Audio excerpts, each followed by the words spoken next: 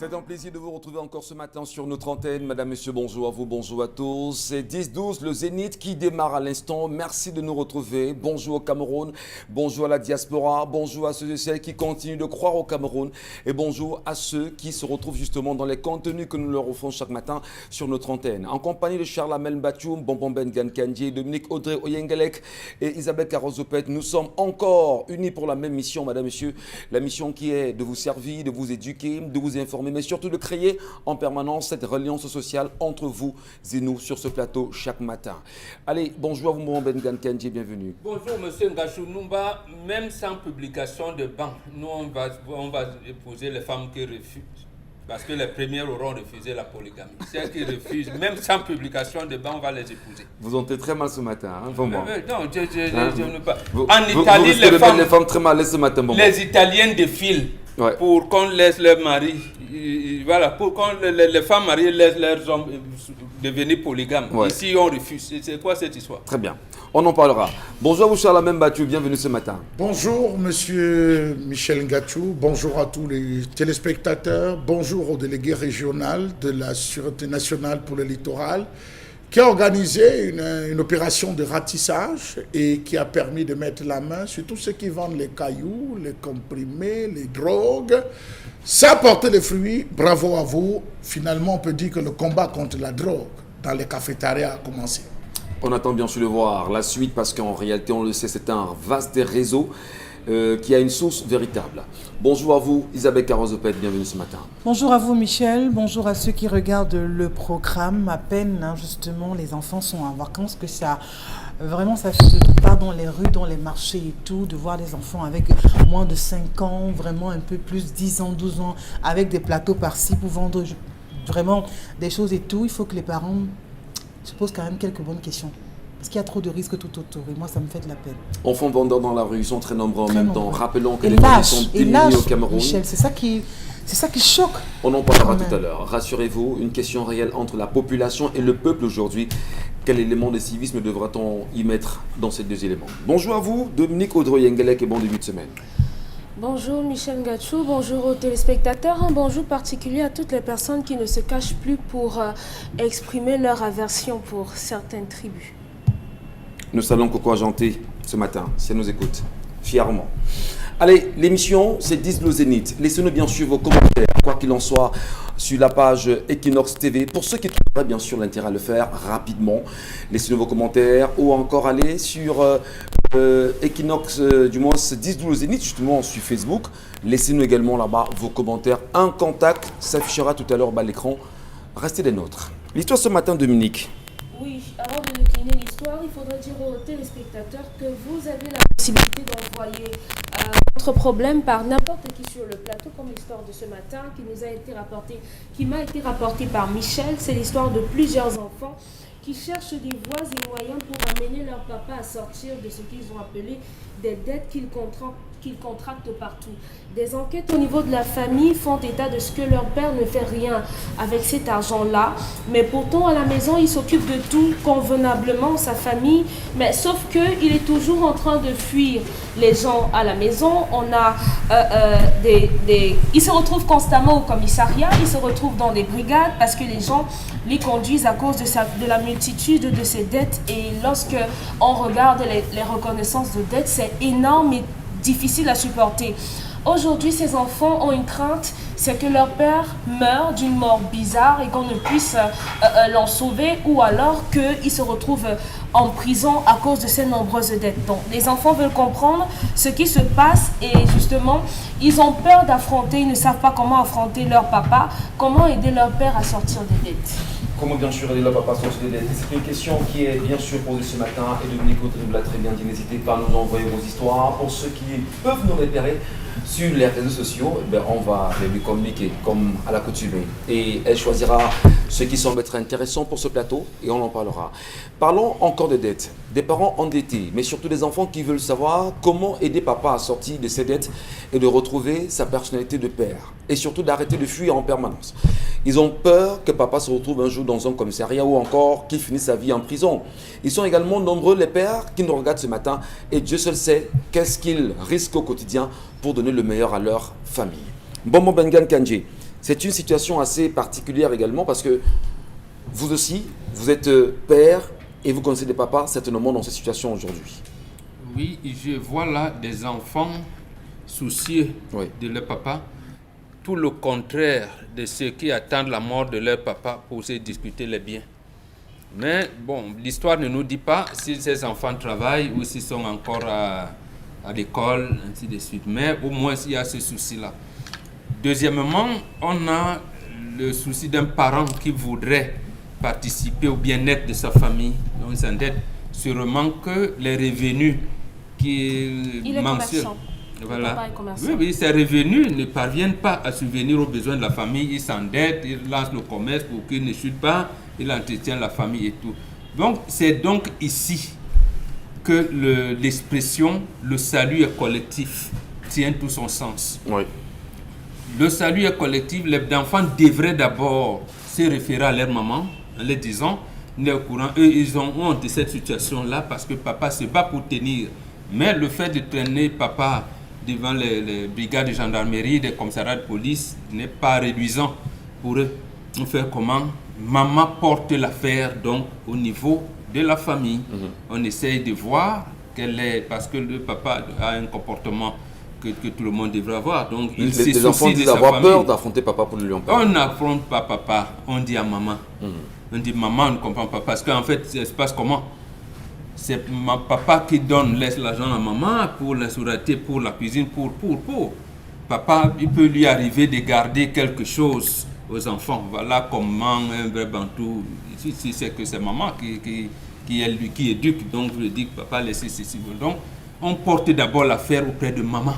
Parfaitement. Maman va vous donner une explication.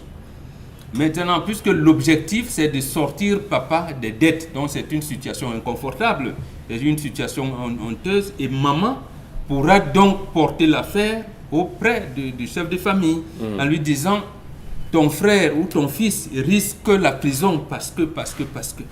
Mais au moins, son argent n'est pas dilapidé pour chercher les femmes, pour la bière, c'est vraiment pour nous entretenir. Mais ses revenus ne sont pas assez élevés pour subvenir à nos besoins. Il est obligé de s'endetter.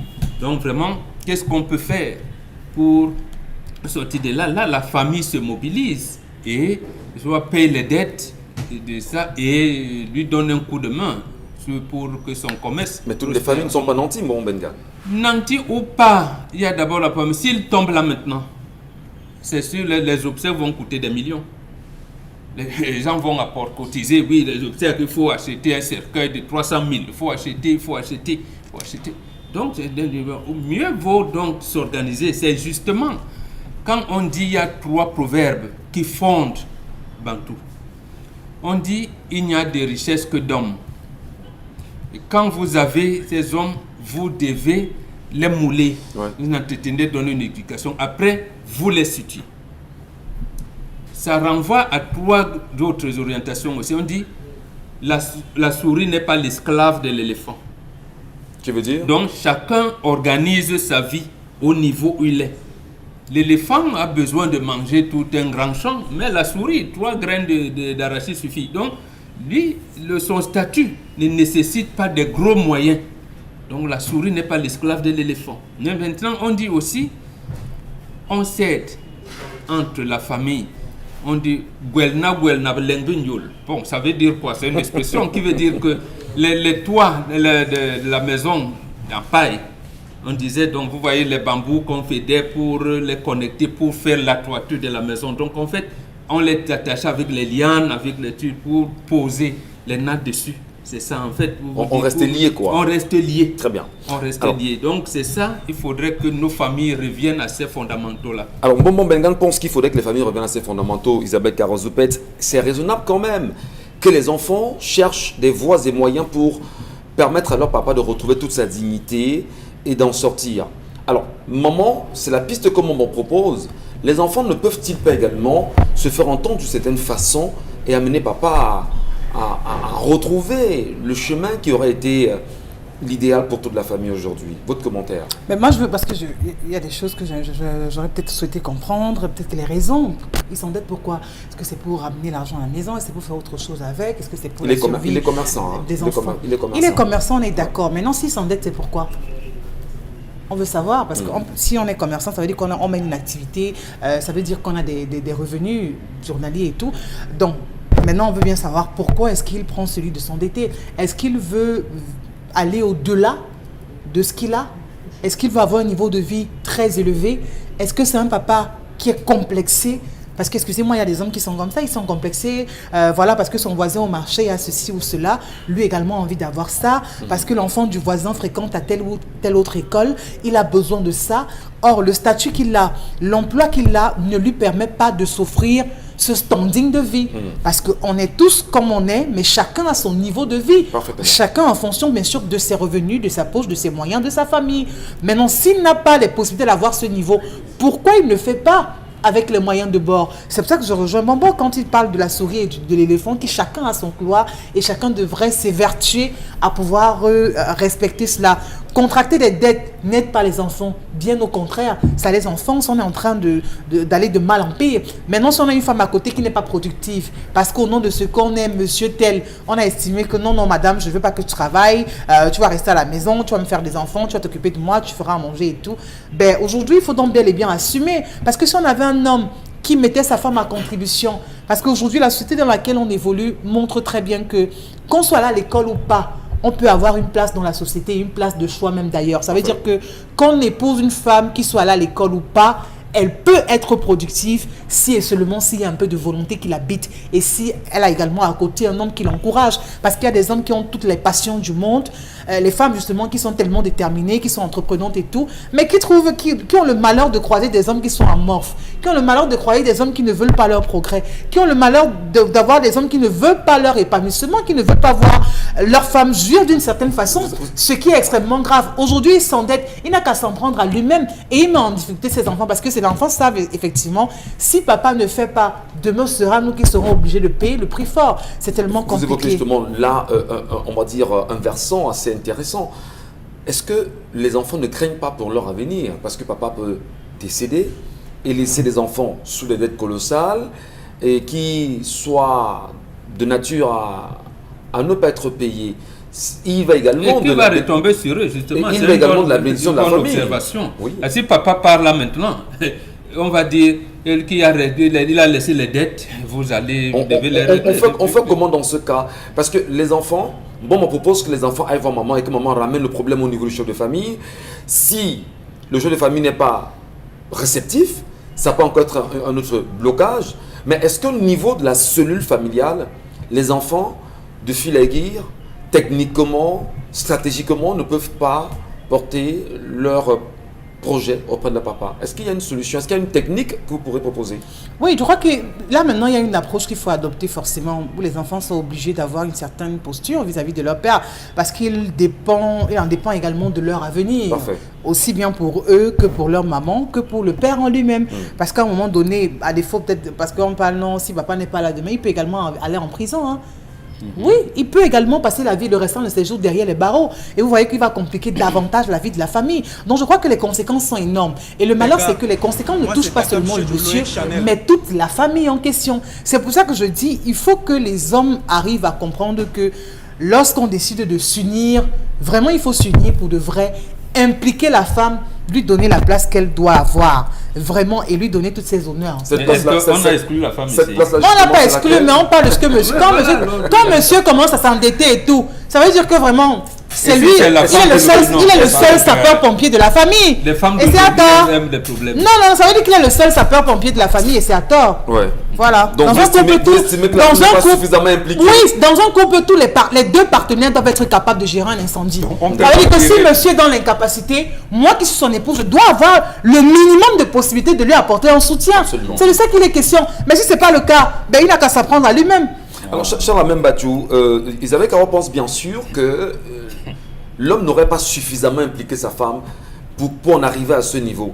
Croyez-vous justement que ce soit un alibi ou un argument nécessaire dans la recherche d'une solution à ce problème posé ce matin? Alors, monsieur Michel Ngadjou, je vois le problème sous un tout autre angle. Ce monsieur souffre d'une malédiction, comme beaucoup de Camerounais souffrent de malédiction. Vous savez, quand vous allez chez les musulmans, vous allez dans la boutique des Aboki, vous allez dans la boutique d'Adamou, tout ce que vous voulez. Lorsque vous payez quelque chose chez un musulman, il vous rembourse. Si c'est 15 francs, il ne dort pas avec vos 15 francs. Il vous rembourse votre argent. Le musulman ne doit pas. Et même s'il vient, à vous devoir, c'est qu'effectivement, en ce moment, il n'a pas d'argent. Lorsque vous revenez, il vous dit, j'avais votre argent, tenez. Mais qu'est-ce que nous avons avec les commerçants? Je commence par les bensikineurs, c'est des bandits. Certains bensikineurs sont des bandits. Permettez-moi, on a soulevé un sujet. Bon, il faut en débattre. Oui, mais quand vous prenez un bensikineur, monsieur Michel Gatchou, vous prenez un bensikineur, vous lui dites 200 dans 500 pour, je ne sais pas moi, école publique. Vous arrivez à la public, dites que je n'ai pas d'argent, vraiment. Il me reste 150, je fais pour mon grand. Vous allez prendre vos 500 pour faire le tour du corps public, vous lui dites laissez partir avec. Mais il va tomber sur quelqu'un qui va lui dire tu ne feras plus jamais rien avec de l'argent. Comme tu as voulu m'escroquer, tu ne feras rien. Et vous avez donc cette classe de bensikineurs qui à longueur de journée vous dit j'ai 25 000, je travaille 15 000, alors qu'il en a. Vous avez des commerçants qui font pareil. Avec l'argent des gens, où vous venez payer, la personne lui dit ok, c'est moi que tu as frappé, non? Tu crois m'avoir frappé? On va voir ce que tu feras des hommes avec l'argent. C'est ce qu'on appelle donc chez les Bantous le phénomène de main trouée. Vous avez l'argent, vous ne faites rien avec l'argent. Vous vous endettez, vous prenez à gauche, vous prenez à droite, vous ne faites rien avec l'argent, on dit main trouée, main percée. Ouais. Et les commerçants en souffrent énormément. Parce qu'ils ont ce jeu, le jeu de la duperie, le jeu de la roubladise. C'est vrai que c'est reconnu, c'est un marché. Je te propose, on discute, mais il faudrait un brin d'honnêteté à l'intérieur. Donc vous avez donc des gens qui brillent par ce type d'attitude. Conséquence, il est tombé sur une mauvaise personne, comme celui qui a volé le téléphone de Mbambok. Mbambok a dit, ok, comme tu as volé mon téléphone, va avec mon téléphone, je te souhaite bonne chance. Sauf que jusqu'à ce moment, c'est lui qui cherche Mbambok pour le retrouver. Donc c'est pour dire, monsieur Michel Gatchou, qu'il y a des malchances que vous portez dans vos vies à cause de 20 francs, à cause de 50 francs, à cause de 100 francs. Parce que là où vous méprisez, c'est là où quelqu'un tient à cœur. Il s'arrête là. On le voit généralement dans les agences de voyage. Quand on dit remboursement, le chauffeur doit là-bas trouver le remboursement. J'ai 10 000, va alors chercher. Donc il peut s'être retrouvé dans cette situation. Il y a un problème. Autre chose, ce n'est pas aux enfants. Je dis bien, ce n'est pas aux enfants de se placer toujours en avant. Et Mbambok l'a dit. Vous avez plusieurs personnes qui sont dans la chaîne, monsieur Michel Gatchou. Arrêtez ces différentes choses qu'on voit souvent dans des familles, dans beaucoup de familles où, dès qu'il y a une situation, c'est les enfants qui sortent, qui font le bouclier. Vous ne pouvez rien.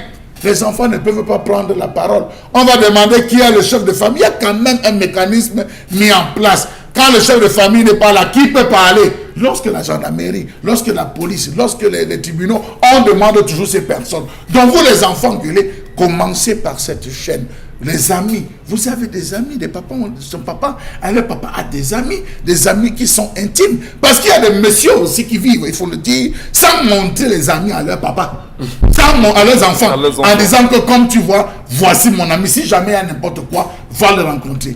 Au Cameroun aujourd'hui, c'est les amis du bar, c'est les amis de bar, les enfants ne maîtrisent rien. Donc, les enfants doivent suivre cette procédure. Alors, je voudrais vous relancer, Chalabin. Vous avez parlé du phénomène de la main trouée. Percée également. Très jeune également, on entendait cela, où des personnes vous faisaient savoir qu'il a de l'argent, mais on ne sait pas s'il fait cet argent. Et on vous dit qu'il a une main trouée. Ça, c'est réel, ou percée. Comment fait-on pour réparer justement ça? Aujourd'hui, est-ce que vous qui êtes Bantou, il y a une solution? Oui, il y a des solutions, mais on ne peut pas les donner là à la télé. Si vous avez contracté des dettes de 50 francs auprès de 1000 personnes, vous les retrouverez? Monsieur Michel Gatchou, il faudrait d'abord qu'on fouille, qu'on détecte la personne. Parfois, vous allez quelque part, on vous dit que vous avez pris l'argent de quelqu'un, vous avez par devant vous l'argent de quelqu'un. Il faut rembourser. vous dites, ok, je suis prêt à rembourser, on dit, allez dans un carrefour, faites à manger, donnez à manger aux gens. Le fou, si un fou passe, il prend, c'est bon. Si un fou ne passe pas, vous allez aller de carrefour en carrefour. Il y a plusieurs méthodes à travers lesquelles on peut vous dire, ou rembourser, réussir à reconnaître la personne, vous dit, allez rembourser, vous avez pris un mauvais argent. Vous savez, tous ceux qui viennent vers vous, vous avez des gens qui vont vous dire, si je te donne l'argent, vous avez parfois au marché. Je vais vous raconter des scènes. Hein. Au marché, parfois, puisqu'il est commerçant, vous avez des gens qui arrivent, ils mettent l'argent dans la main, la poche gauche, ils sortent l'argent pour vous donner. Ne prenez jamais, on ne garde pas l'argent dans la poche gauche. Ça se garde. Même les gauchers utilisent le droit pour toutes les transactions financières. Donc il y a ces choses qui se passent et je peux vous assurer qu'il a été soit victime de ça, soit il est tombé sous le coup de la rétention de la chose d'autrui et la personne lui a dit, ok, tu vas voir ce que tu vas voir. Et je vous assure, il ne fera rien. Montez, vous descendez, il va s'endetter comme prévu et on va tout lui donner. Et le drame, c'est qu'on va tout lui donner. Et il n'en fera rien avec. Dominique Audrey, quel est bien sûr votre commentaire à l'histoire de ce matin? Comment peut-on aider les enfants à retrouver leur dignité auprès de leur papa?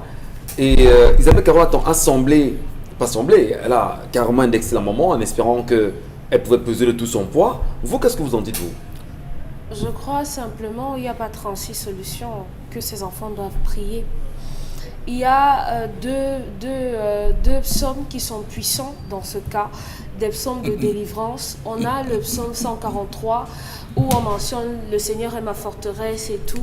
Vous devez lire ça, prier pour votre Père, et également le psaume 91 qui pourront vous aider, vous, votre famille, pour pouvoir sortir votre Père de ce qu'on pourrait... Bon, maintenant, malheureusement, je ne maîtrise pas les sourates. Ils devront simplement se rapprocher d'un imam qui pourra les guider dans ce sens-là. Pour moi, la seule solution reste et demeure dans le Seigneur. Donc, rapprochez-vous d'un prêtre ou d'un pasteur, ou à défaut, en attendant, allez parcourir ces deux psaumes, psaumes 143 et 91, ils pourront vous aider. Alors, vous croyez justement que c'est la solution?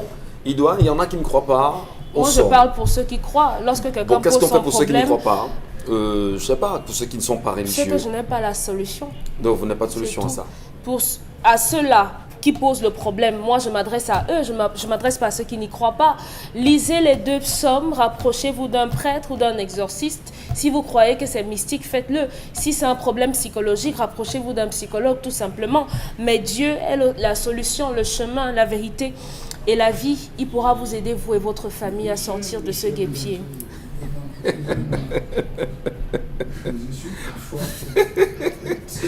C'est chacun ses arguments, hein, M. Mbatoucha Lamel. Hein. Dominique a ses arguments. Hein. Vous savez, quand vous assistez à tout le cérémonial chrétien, que ce soit protestant, il y a d'abord un premier acte, si je ne me trompe, l'acte de contrition. On commence par demander pardon.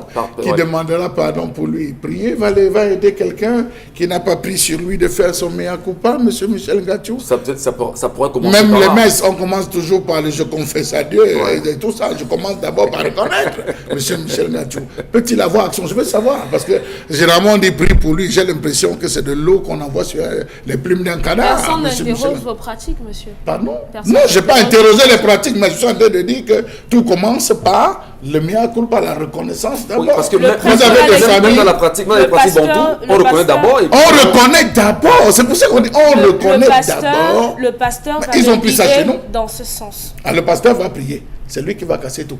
Bravo. Merci. Allez, l'émission se poursuit, mesdames, messieurs. Les arguments peuvent bien sûr sont trop choqués sur le plateau. On attend également les vôtres. Le contact est affiché au bas de l'écran. Laissez-nous vos SMS. On vous lira tout à l'heure. Tout de suite, la colère. Signé Charles Membachou.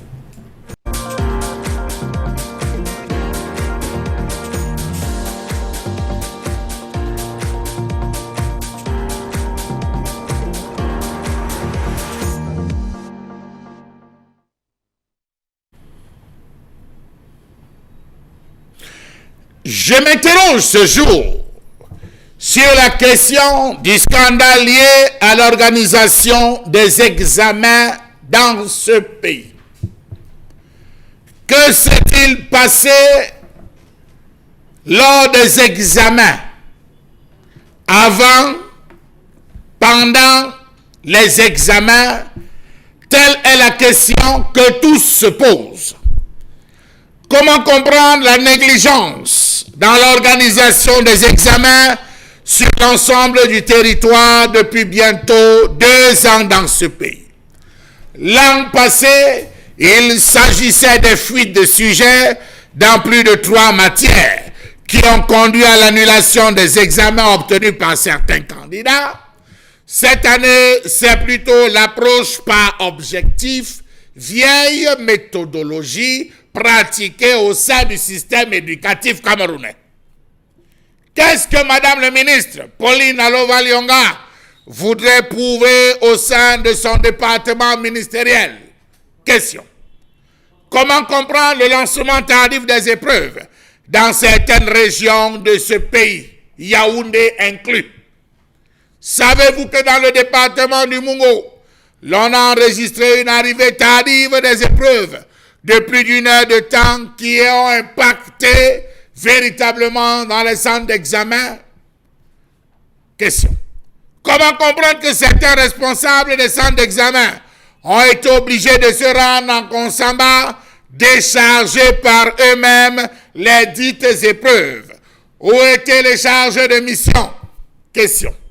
À Douala, par exemple, certains proviseurs, chefs de sous-centres d'examen, ont dû courir vers la délégation régionale du ministère des Enseignements secondaires afin de tenter d'avoir des épreuves. Chose impossible, ils n'ont rien eu.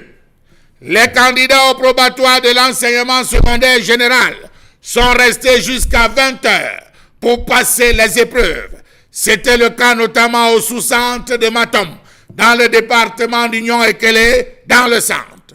Du lycée Leclerc, Jean Tabi, la retraite, collège François-Xavier Vogt, en passant par d'autres établissements scolaires de référence au Cameroun, Yaoundé, Bafoussam, Douala, tout le monde s'accorde à reconnaître que les épreuves des examens 2021 ont été tout sauf des examens ou des épreuves au programme. Comment comprendre la nouvelle trouvaille de Madame Nalova? Envoyer les épreuves par WhatsApp afin qu'ils soient tirés. Vraiment. En 30 minutes, peut-on tirer des épreuves pour près de 75 000 postulants ou candidats à certains examens? Question. Où étaient les chargés de mission? Va-t-on chercher à nous faire croire qu'on a cherché à tordre le cou aux fraudes? Sinon, ça, c'était véritablement une autre aubaine pour permettre à ce que l'eau coule. Les épreuves de mathématiques, ou alors, comment comprendre que les élèves ont été évalués dans certaines épreuves sur une méthodologie qui n'était pas au programme? Les épreuves de mathématiques, histoire et géographie proposées aux candidats de série A ne relevaient pas des unités d'enseignement connues au Cameroun. Pourtant, en début d'année, on s'évertue à donner ou à prescrire aux enseignants l'ensemble des matières et les techniques pour pouvoir dispenser les cours, ce qu'on a appelé les APC, approche par compétence. On est donc passé cette année aux examens de l'approche par compétence à l'approche par objectif. Comment comprendre que les élèves peuvent être interrogés sur une approche qui ne leur a pas été enseignée? N'y a-t-il pas lieu, Madame le ministre, de prendre votre bic rouge et de reprocéder à l'annulation? Question. Comment comprendre ces manquements sur la constitution des épreuves d'histoire-géographie, d'éducation à la citoyenneté et à la morale et des mathématiques qui ont été observés au cours de cette session? Comment comprendre que lors du déroulement des examens de l'enseignement technique, certaines épreuves ont manqué simplement? Ils ont dit qu'on a donné, avec un grand retard, une épreuve de mathématiques d'une session antérieure. Il faut le dire, ça c'était pour la filière IH, pour combler l'absence des épreuves qui ne sont pas arrivées. Savez-vous que certains ont eu à gérer concomitamment dans leur centre d'examen les opérations de certificat d'aptitude professionnelle, sciences et technologiques du tertiaire, ça c'est CAP STT, dont la programmation est plus exigeante? Question. Il faut qu'on se la pose.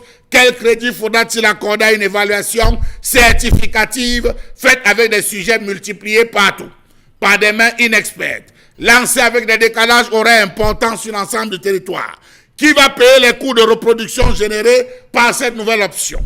Savez-vous que les enseignants, quant à eux, ont été surpris par ces épreuves qui ne répondaient pas aux normes prévues par la réglementation en vigueur? quelle est l'identité de l'homme qui a proposé ces épreuves. D'ailleurs, n'ayons pas peur de dénoncer sur le manque de professionnalisme de l'OBC, Office du baccalauréat du Cameroun. Savez-vous que la sélection des sujets requiert des propositions faites depuis les lycées et collèges? Là, ce sont les animateurs pédagogiques qui sont à l'ouvrage. Après, des concertations sont ouvertes avec l'appui des enseignants qui enseignent la même discipline aussi bien dans les universités que dans le secondaire. L'inspection générale des renseignements ou des enseignements se fait assister par les enseignants du supérieur, sélectionne alors 12 sujets par matière. Ces sujets seront mis à la disposition de l'Office du baccalauréat du Cameroun qui a le devoir d'opérer le choix pour l'examen. Est-ce que cela a été fait? Question. La preuve, dans les années antérieures, les copies étaient scellées et ouvertes en salle de classe devant les candidats pour vérification des scellés. Il est temps que l'on cesse dans ce pays de réduire à zéro le travail des enseignants qui se sont donné corps et âme, sans prime de correction et de délibération et avec des salaires dérisoires, à inculquer à leurs apprenants une méthodologie et des préceptes pourtant normés et préconisés par le ministère des enseignements secondaires, et que ce soit encore ce même ministère qui bafoue après, avec la plus vile des inventures, ses propres recommandations, ses propres textes. Alors, Madame le ministre, vous êtes appelée à vous sanctionner vous-même et à sanctionner tous ceux qui ont travaillé dans cette chaîne. La colère encore ce matin, signé Charles Membacho, madame, monsieur. Des questionnements intéressants à l'instant et ça ne finit pas. On se demande toujours pourquoi jusqu'à présent, Pauline Nalouva-Yonga n'a toujours pas rendu son tablier avec tout ce qu'on lui connaît depuis un petit moment. On dirait depuis son passage au sein du ministère des enseignements secondaires et les scandales qui vont de scandale en scandale. Voilà, beaucoup de répétitions autour de ces derniers. Mais la question concernant l'organisation des examens au Cameroun, notamment le baccalauréat 2021 et même le probatoire, des points de vue divergents commencent effectivement à naître autour. D'aucuns se disent que Pauline Nalouva-Yonga, oui, professeur Pauline Nalouva-Yonga, je vous en prie, est nommée par décret présidentiel. Le directeur de l'EBC est nommé par décret présidentiel. Finalement, qui rendra compte à qui dans cette histoire? Est-ce que vous comprenez grand chose à ça, Isabelle Carrozopet? C'est quand même depuis des semaines que ça dure. La semaine dernière encore, des cours, je veux dire des examens ont dû s'achever à 21h dans certains centres d'examen au Cameroun. C'est du jamais vu quand même.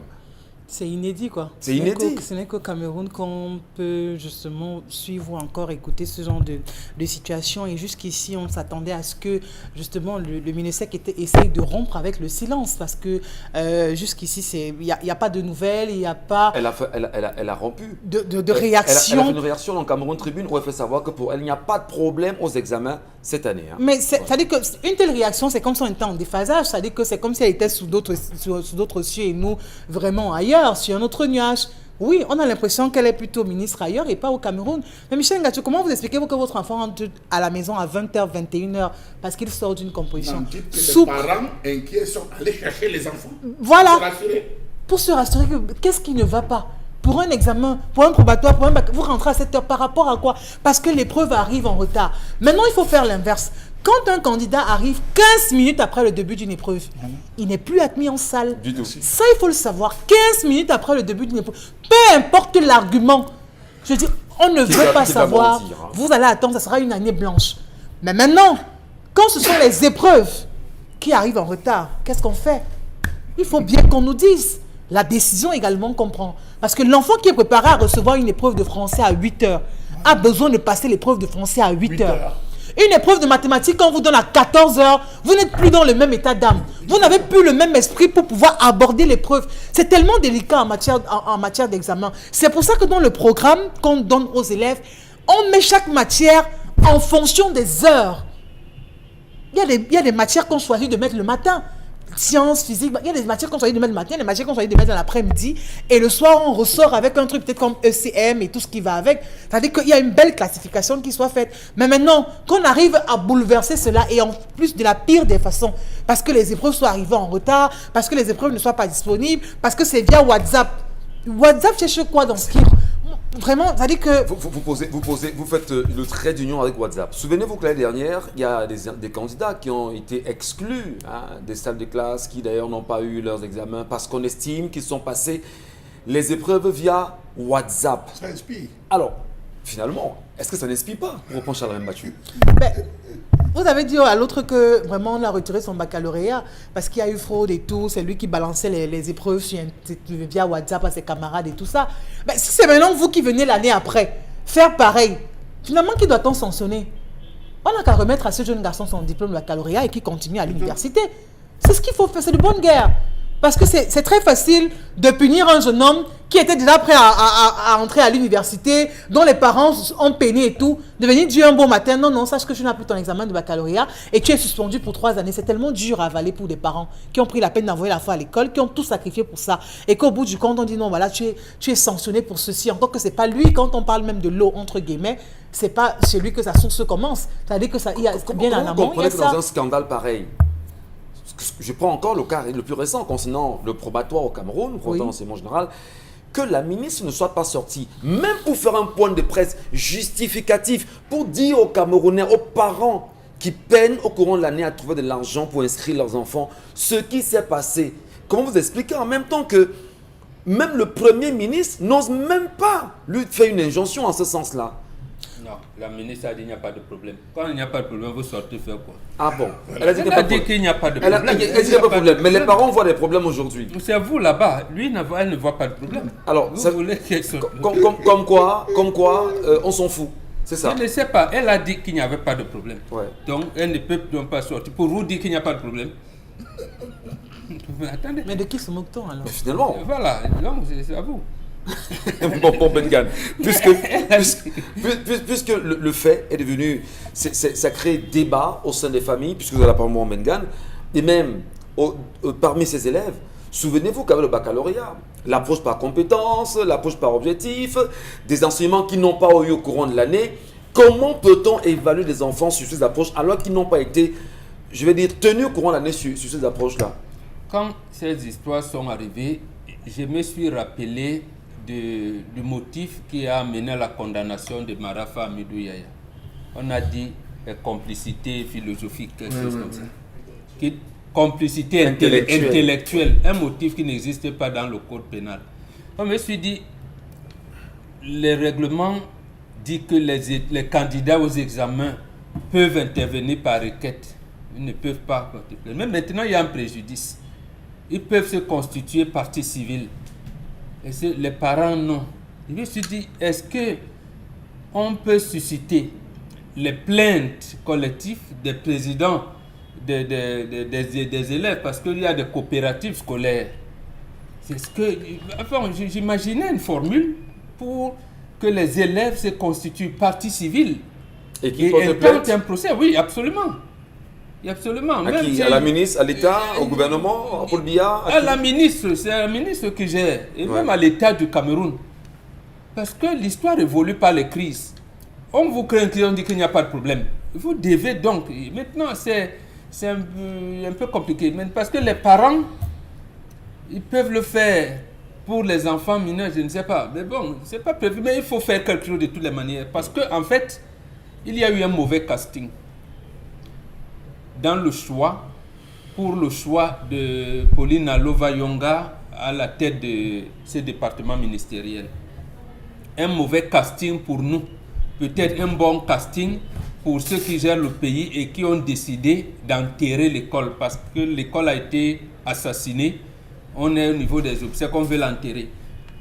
Elle a quand même des états de service à l'université de Beya qui montrent qu'elle est inapte à organiser de manière probante et les inscriptions et les examens. Mais c'est à lui qu'on confie quand même ce département ministériel. Est-ce une erreur de casting de la part du chef de l'État? Est-ce une volonté du chef de l'État de continuer à tuer l'école? Est-ce l'influence des réseaux? Voilà, est-ce l'influence des réseaux? Donc, c'est tout ça, en fait, pour dire que ici, maintenant, il ne s'agira plus de tirer sur la diaspora camerounaises qui ternissent l'image du Cameroun. C'est nous-mêmes ici. C'est-à-dire que c'est le gouvernement qui est en train de montrer à la face du monde que, comme vous voyez là, hein, nos enfants ils n'apprennent même rien là. Il n'y a pas l'école. Il n'y a pas l'école est finie au Cameroun. C'est eux qui le disent à travers des actes. Et je regarde, est-ce que l'UNESCO peut même valider ces choses-là? Mais comme le Cameroun est membre du comité exécutif de l'UNESCO, on va encore jongler comme on jongle avec le Fonds monétaire international et on va dire. Donc, en réalité, j'ai abouti, ayant émis toutes ces hypothèses-là, la conclusion a été la même. Il faut balayer tout le système. Il faut balayer, il faut qu'en fait, lutte unie sur tout le front. Puisque les élèves ne peuvent pas se plaindre, les parents, l'association des parents d'élèves, on y a mis des enseignants qui, eux, ne peuvent pas parler. Qu'est-ce qu'il faut faire? Donc, il faut commencer une lutte unie sur tout le front. Imaginez des formules où vraiment, peut-être des sittings, peut-être, je ne sais pas, elle-même ne favorise-t-elle pas, j'allais dire, le blocage, parce que c'est ce qui est arrivé à l'université de Beya. Elle envoie les épreuves par WhatsApp. Est-ce que les établissements en Dôme, par exemple, ils vont imprimer ça comment? Non, mais tout. Le arrondissement de Massour, on va imprimer ça. À Bassamba, on va imprimer comment? Incroyable. Au lycée de Bassamba. Si quelqu'un parle de Ndiombe pour aller par les épreuves Voilà. en Konsamba, il va imprimer et reprendre le camp à quelle heure pour descendre en Ndiombe? Voilà. Alors, Donc, Dominique Audrey, Bomo Bengal pense effectivement que, peut-être pas, ne pense pas, parce que beaucoup croient aujourd'hui que c'était un projet d'assassinat de l'école au Cameroun. Beaucoup, d'ailleurs, dans les arguments qui ont été évoqués au courant de la semaine, estiment que le projet du gouvernement, c'est de tout faire pour tuer l'école et maintenir les médiocres qui sont leurs enfants, justement, aux affaires aujourd'hui.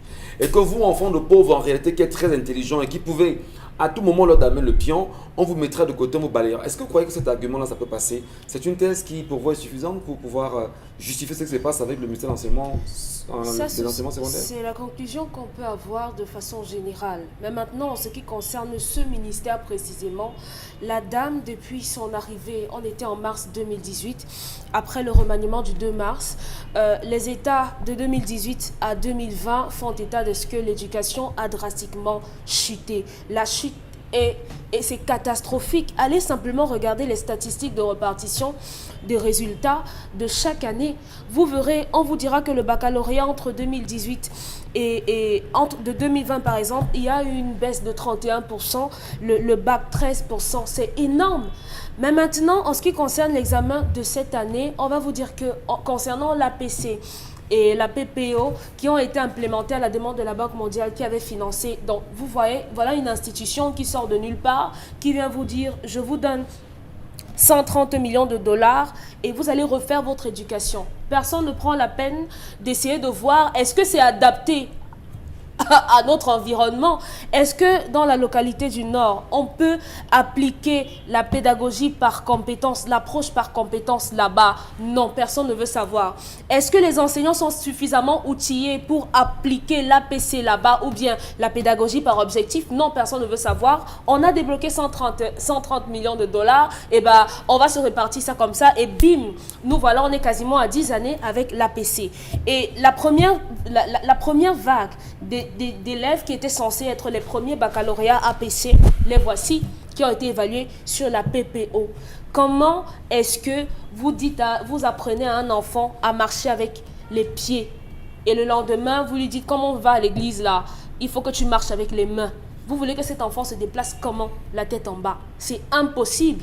Et on va nous dire que puisqu'il y a eu une erreur administrative, parce que c'est ce que dit le communiqué, on va trouver des voies et moyens pour ne pas pénaliser ces enfants. Entendez en bon français qu'on va leur donner des points. Allez donc maintenant interroger les baccalauréats, les diplômes qu'on donne aux enfants aujourd'hui. Mais vous venez de souligner une chose qui me touche particulièrement, Dominique Audrey. Et là, je l'ai dit ici, environ 2 semaines, je demande aux Camerounais d'aller chercher la charte de l'impérialisme et lire cette charte. Alors, lorsque une institution de Bretton Woods vient donner un peu plus de 100 millions au Cameroun pour lui demander de changer les approches d'éducation, de reformer, vous vous rendez compte qu'on est dans le même système esclavagiste qui voudrait que l'on fasse tout pour tuer ceux qui peuvent être éveillés avec l'éducation, avec la culture et avec l'école. Alors si aujourd'hui, le professeur Pauline Nalova-Yonga, le chef de l'État et son gouvernement sont dans cette approche justement à respecter les injonctions de ces institutions justement, on peut comprendre finalement que Dominique Audrey, il y a des collisions incestueuses et le monde est pensé à tuer l'Africain aujourd'hui pour que jamais il s'éveille. Il faudrait qu'on sache que même dans leur pays, ces méthodes sont contestées. Tout le monde n'est pas d'accord parce que ça ne marche forcément pas. Mais ici, c'est le suivisme moutonnier puisque la couleur blanche a dit eh ben, on applique sans réfléchir. Regardez ce qu'on a fait à ce jeune garçon, Gassam, qui s'est retrouvé en Kondengui. Simplement parce qu'il a forward une épreuve. Qu'en est-il? Qui n'a pas commandé. Qui n'a même pas commandé. Qui est tombé dans son téléphone, comme tout le monde a utilisé des épreuves pour s'entraîner. Qu'est-ce qu'on a fait des personnes qui étaient à l'origine de la fuite de cette épreuve? Au niveau de l'EBC? Oui, personne ne dit rien. Personne n'en sait rien. On ne sait même pas ce qu'ils sont devenus. On sait qu'il y a 133 élèves candidats qui ont été punis. On a les enseignants de ces élèves qui les ont aidés à corriger les épreuves qui ont été punies. Aujourd'hui, on se retrouve donc avec des enfants qui rentrent nuitamment. On a des épreuves qui arrivent en retard. On a vu des chefs de centre se déplacer pour aller chercher les épreuves. Mais pourquoi la personne qui est censée être à la tête de l'État reste silencieuse? Je veux dire que dans un pays normal, parce qu'en Côte d'Ivoire, on a repris les épreuves. Quand il y a eu un problème, on a repris l'épreuve et on va vous parler de budget. Mais si dans toute une session d'examen d'une année, que ce soit au baccalauréat et au probatoire, il y a des problèmes, je crois que Madame Nalova-Lyonga devrait se regarder dans le miroir et faire son bilan. Si on se rend compte que on n'est pas bien à cet endroit-là, franchement, quittez le public avant qu'il ne vous quitte. En 2 minutes, Chalamel, peut-être rendre son tablier au plus vite afin de calmer les cœurs ou interpeller la justice à faire son Tu n'as même pas travail. avancé, on est d'accord. Monsieur Michel Ngachou, vous vous souvenez de l'université de Boya avec les étudiants Traîner dans la boue, traînés dans la boue. fouetter. Son bref passage à l'hôpital général et aujourd'hui elle au Minesec. Bien. L'approche par compétence, c'est quoi, monsieur Michel Ngachou? Il faut que les gens comprennent. Quand on vous dit le corps humain compte combien de parties? Dans l'approche par objectif, vous devez dire la tête, le corps, le tronc, vous voulez, les quatre membres. Voilà l'approche. Mais l'approche par compétence, vous dites le corps humain compte les parties qui sont les yeux, vous avez le poing. Le ventre, vous avez le poing. Les pieds, vous avez le poing. Donc vous voyez, vous n'êtes pas tenu de respecter les canevas, sur les canons qu'on vous a donnés. Or, voilà comment on enseigne aux différents enfants à l'école, comment est-ce qu'on amène les enfants à comprendre. Mais subitement, on propose une épreuve qui n'a... Le drame, c'est que l'épreuve qui est proposée n'a pas été vue tout au long de l'année. C'est pas des choses, ça n'a pas été vu, la formulation. Monsieur Michel Ngachou, quand vous composiez à l'époque avec ce qu'on appelait les QCM, questions à choix multiples, monsieur Michel Ngachou, lorsque vous arrivez en fin d'année, vous êtes sûr que non, tout va me battre, mais au QCM quand même, je vais m'en sortir. Mais qu'on ne vous envoie pas les QCM, vous êtes mort. Non, franchement, vous êtes mort. Ça, là, c'était le test. Vous savez qu'ici, là, monsieur Michel Ngachou, je dis, je suis mort partout. Mais les QCM, là, je vais sortir. J'ai quand même bûché. Dès qu'on dit 1, 2, 3, c'est le 3. Vous cliquez le 3. Vous savez. Donc, regardez un peu l'enfant qui est sorti près de la maison, prêt, parce qu'il sait que je vais chauffer mes QCM, je vais m'en sortir, ou que je me suis préparé pour une épreuve de mathématiques. On vous envoie l'épreuve de mathématiques à 17h. Mais humainement, monsieur Michel Ngachou, vous êtes prêt? À 17h? Lorsqu'on vous dit que les gens sont partis de Mbanga, Njombe, je dis n'importe quoi, Mbanga, Njombe, Penja, pour aller prendre les épreuves à la délégation départementale en Konsamba. Attendre le temps que ça arrive, qu'on envoie par WhatsApp, qu'on commence à tirer. C'est pour que vous arrivez chez vous à quelle heure? C'est pour que vous roulez. Dites-moi un peu, monsieur Michel, comme un bandit, vous roulez comment sur l'axe routier? Ça a été exposé, même la vie des proviseurs et des responsables des centres. Gardez la parole, Chalamel. On va marquer une pause, comme le veut la tradition dans ce programme, madame, messieurs. On vous retrouvera en deuxième partie. Le sujet, il est assez passionnant.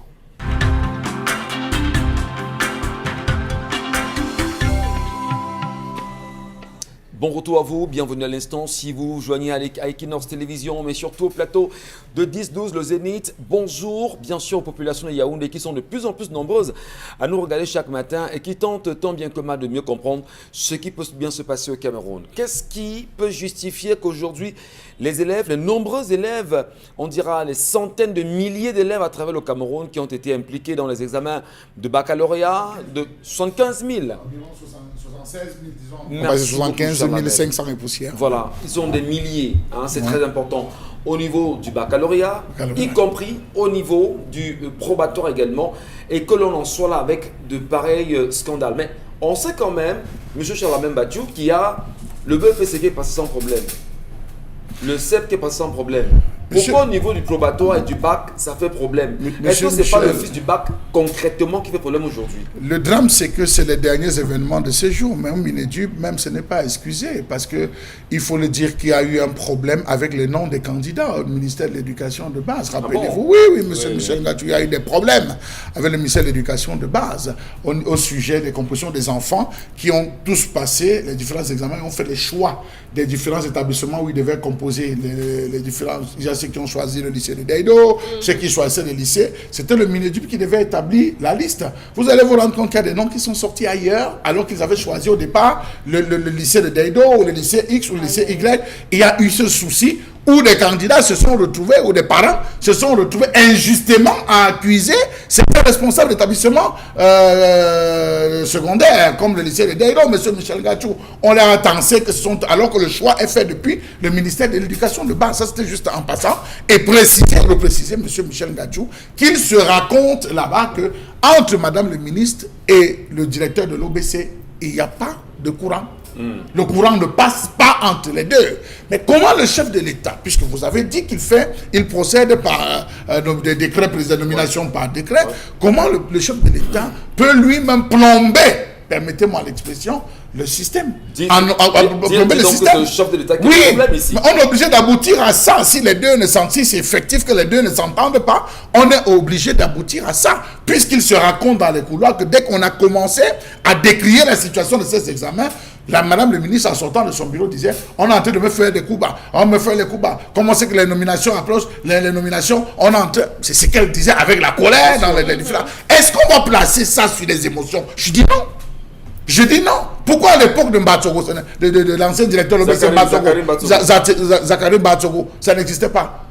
Pourquoi est-ce qu'on n'a pas permis à ce que celui qui arrive soit quand même encadré par l'ancien, histoire de lui dire qu'il vient comme consultant, l'encadrer en lui disant comment ça va s'organiser? En 2 années d'organisation des examens, M. Michel Ngatou, il y a l'eau qui coule et on envoie des épreuves par WhatsApp, mais c'est du jamais vu dans le monde.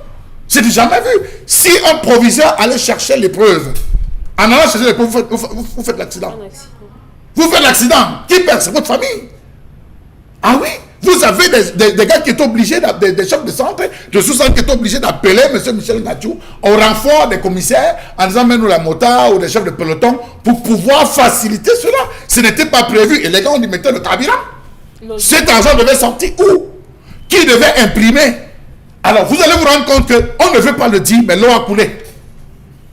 L'eau a coulé, M. Michel Ngatou, parce que qu'est-ce qui certifie? Mais si l'eau a coulé, Charlamel, comment on explique M. Michel Ngatou accorder 3,70% de moyenne pour le baccalauréat aux enfants qui n'ont pas été tenus au courant l'année sur l'approche par... Monsieur Michel Ngatou, la majeure partie des responsables que vous rencontrez de ces centres, c'est des papas.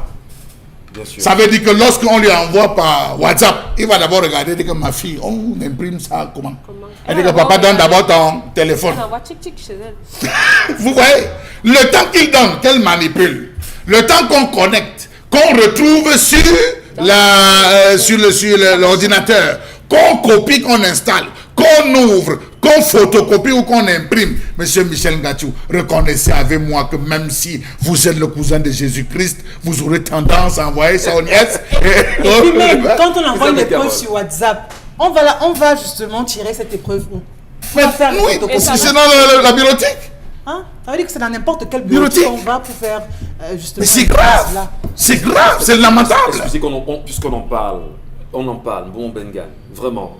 Ce sujet dépasse Finalement, Nadim Gouanfront, on va trouver une place ici. Hein. Parce qu'on peut bien comprendre. Alors, est-ce qu'on ne peut pas, là, reconnaître avec exactitude que nos frères, nos aînés, nos papas du gouvernement, parce qu'à chaque fois qu'on en parle ici, on trouve que Equinox ne dit que ce qui ne marche pas. Mais sincèrement, est-ce que Paul Biya, avec tout le respect que nous devons entraîner avant, n'a pas échoué? Au point où même l'école aujourd'hui est dans la boue quand même. Qu'est-ce qu'on fait pour en sortir, Mbomon Bengan? Qu'est-ce qu'on fait pour qu'on puisse retrouver des lendemains meilleurs? Pourquoi on ne l'a pas eu dans les années 2000? Pour l'avoir en 2018, 2019, 2021, qu'est-ce qui se passe avec le Cameroun? Mais on avait Adamou Damjoya, est-ce que Voilà. ça se passe D'abord, comme ça? C'est pas... Quand on vous dit que Equinox ne dit que ce qui ne marche pas, il faut être content. Parce que le journalisme commence quand le train est en retard. en retard. Quand le train est en retard. Il ne fait pas de la communication. Ça veut dire que tu es dans l'information. Tu vas chercher qu'est-ce qui ne va pas, pourquoi le train est en retard. Y a-t-il eu déraillement? Y a-t-il eu grève des cheminots? Qu'est-ce qui est arrivé? Donc, ici, justement, il ne faut pas se leurrer. Je pense que nous devrons commencer, puisqu'on va vers les interprétations, on a observé, on a émis des hypothèses, on va déjà vers les conclusions. Ça a dépassé le renouveau. Le pays ici a dépassé le renouveau. Mais il s'accroche là. Non, mais justement, il s'accroche quand même. Il s'accroche, mais ça les a dépassés. Je vous dis ici depuis au moins 5 ans. Ce qu'il y a à faire pour l'épanouissement de ce pays, le renouveau ne peut plus. Et tout le monde connaît la formule. Quand on ne peut pas, on laisse. Mais eux, ils s'accrochent. Il doit laisser, non. Même François Hollande, il a dit que ce qui arrive là, je promets aux Français, je ne pourrais pas. La finance internationale a tellement verrouillé, je ne serai pas candidat. Mais j'ai une honnêteté. Mais ici, on ne fait que nous enfoncer. Et là, nos enfants, d'abord, sont endettés. Et en plus, on va commencer à questionner leur diplôme, donc leur savoir et leur connaissance. Demain, ça devient intéressant. Charles Lamel nous avait donné un exemple ici d'un ministre qui a chopé chez lui. Quand il va à l'hôpital, il dit, quel est le médecin de garde? On dit, mais c'est ton fils, donc vraiment, papa vient. Il dit que non. Ramenez-moi à la maison. Ramenez-moi à la maison, bêta, je meurs à la maison. Le gars là, c'est un vaurien. C'est un vaurien. Il est médecin, là, le diplôme de médecin, mais il n'est pas médecin. Il ne peut pas me toucher. Bon, quand il ne papa dit ça, son fils, alors qu'à notre époque, tu as un fils qui est médecin. Tu vois, tu étais fier de tout. Et il y en a même. Donc, on se pose des questions. Si le gouvernement tue l'école, au vu et au su de 40 millions de Camerounais, papa et maman, susceptibles de donner une éducation rationnelle, qualitative aux progénitures, que doit faire le citoyen parent au moment où nous parlons de cette histoire aujourd'hui? Le citoyen aujourd'hui n'a pas, les armes. Ça devait d'abord commencer par le syndicat des enseignants. Il y en a. Mais on les a verrouillés, ils ne parlent pas. Ils ne peuvent plus. Quand Jean-Marc Bekoko, qui est le président de la centrale syndicale du secteur public, essaie de voir, il a 2-3 gars. Quand ils viennent à l'Assemblée, on les prend le même mode, on les a muselés. Or, quand il était encore enseignant, avec lui, Jean-Marc Bekoko, John Bonga ici, un certain là-bas dans le système anglophone, ils ont le Trade Union, le catholique, Association Trade Union, quelque chose comme ça. Ils se réunissaient. Maintenant, ils ont pris la retraite, les jeunes sont arrivés, on les a muselés, ils n'ont plus la hargne. Ça veut dire que même ce que Charles Lamel a relevé là, je pense que Dominique l'avait relevé la semaine dernière, les différentes approches qu'on a, c'est d'abord les syndicats des enseignants qui le font. D'abord, ils ne se lèvent pas, ils ne donnent pas les vraies informations aux parents pour se mobiliser.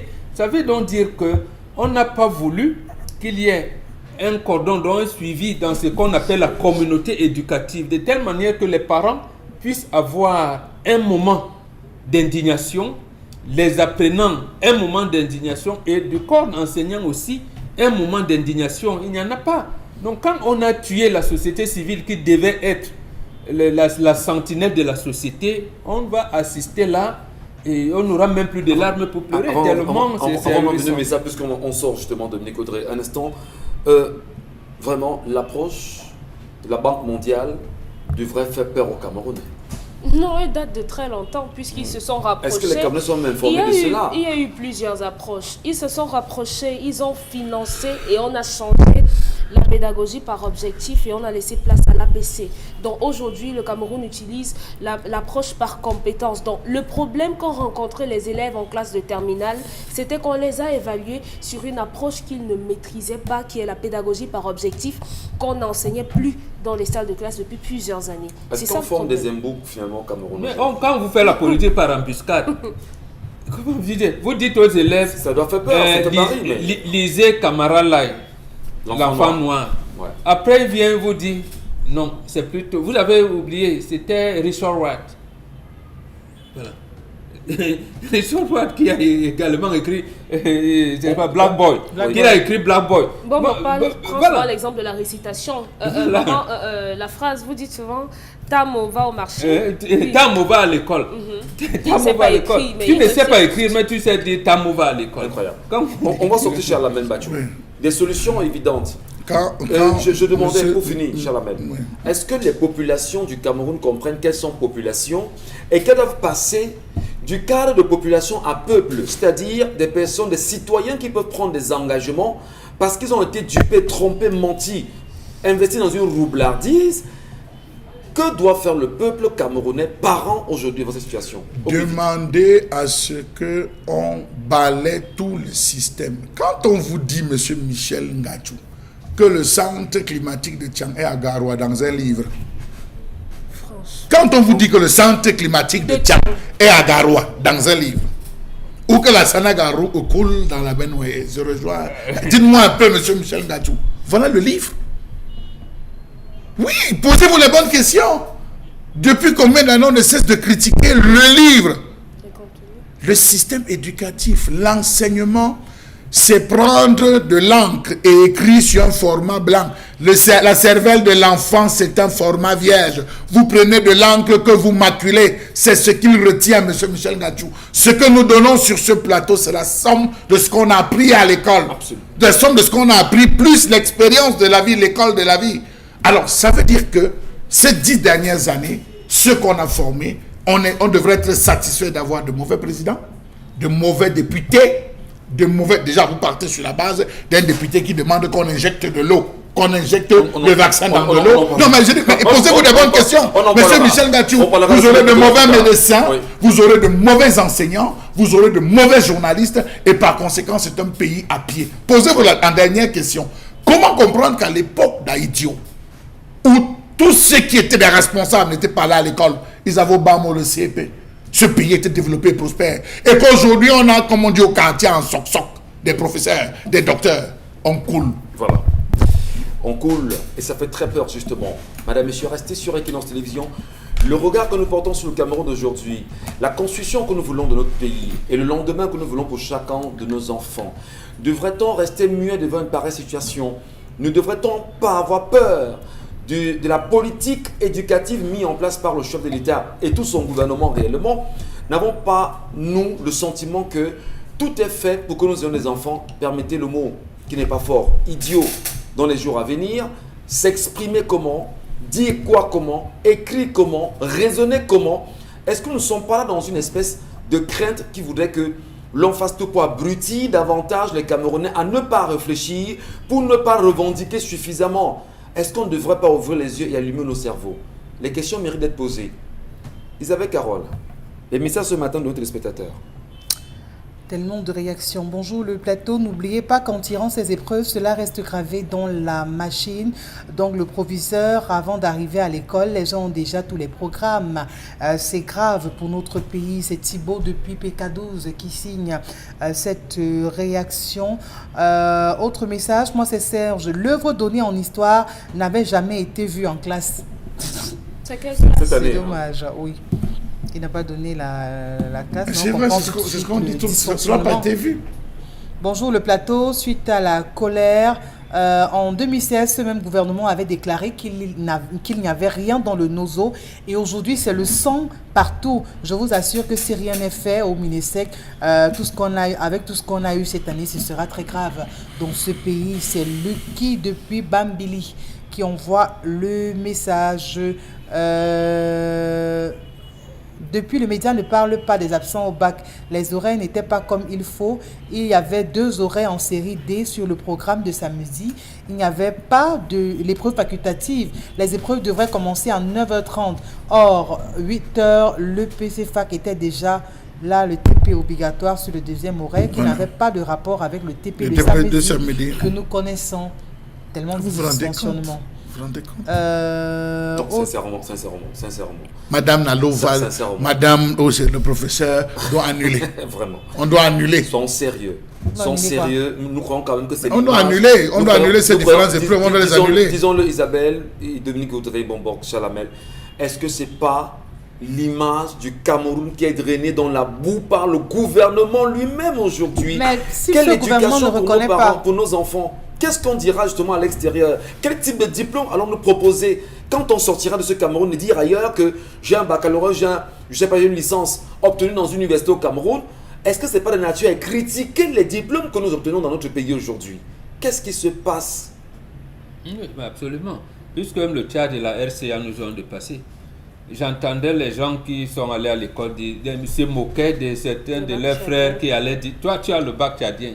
Toi, tu es allé faire le bac en RCA. » Aujourd'hui, apparemment, les bacs tchadiens et RCA sont plus prisés que les nôtres. Donc, c'est eux qui ternissent l'image du Cameroun à l'étranger.